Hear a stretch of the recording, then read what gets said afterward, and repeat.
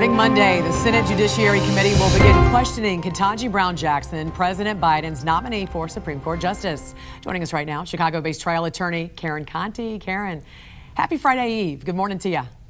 Top of the morning. For the last few weeks, Judge Jackson has met with a number of lawmakers from both sides of the political aisle. What should we expect when she goes before the Senate Judiciary Committee next week? What are you keeping an eye out for? Well, it's going to be a political process. We all know that, right? The Democrats are going to softball her questions and the Republicans are going to drill down and ask her the tough questions. She's a very poised, very smart, very well qualified candidate. And my guess is that she's not going to answer the questions really specifically because she can't.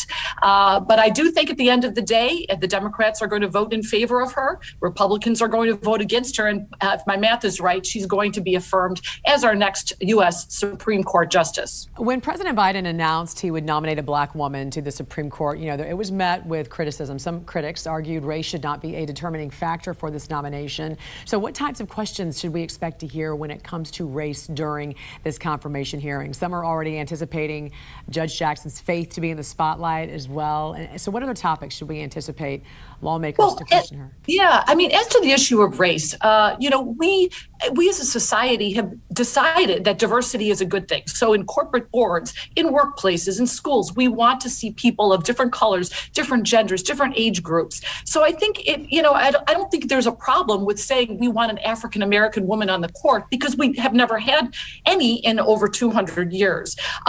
She is very affiliated with certain religious groups, and I think those questions are going to be asked, but the Republicans are going to like that about her. I think the Republicans, Jan, are going to really drill down on the issue of criminal defense and why. She was a public defender for 15 years. She represented people of all walks of life, people in Guantanamo. So I think those questions are going to be really the ones that you're going to hear a lot about. What do you think of criminal justice? What do you think of the racial influence in criminal justice system?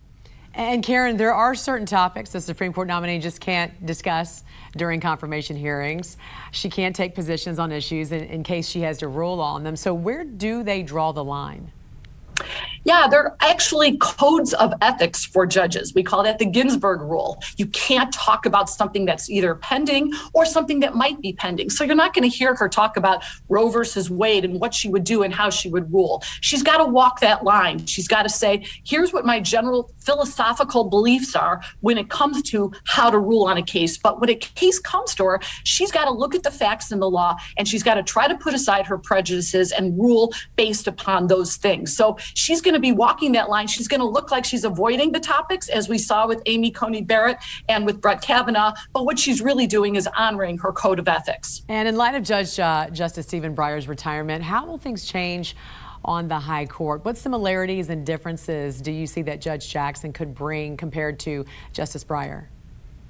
Well, she clerked for him, so she's very close to him. I think she's going to rule very similarly. I think she is a liberal justice. I think you're going to see her rule pro-labor, pro-woman, and pro-criminal defendant when it comes to constitutional rights. You're not going to let people out of jail. That's not the point. The point is she's going to be very cognizant of those issues based upon where she came from and what her experience is.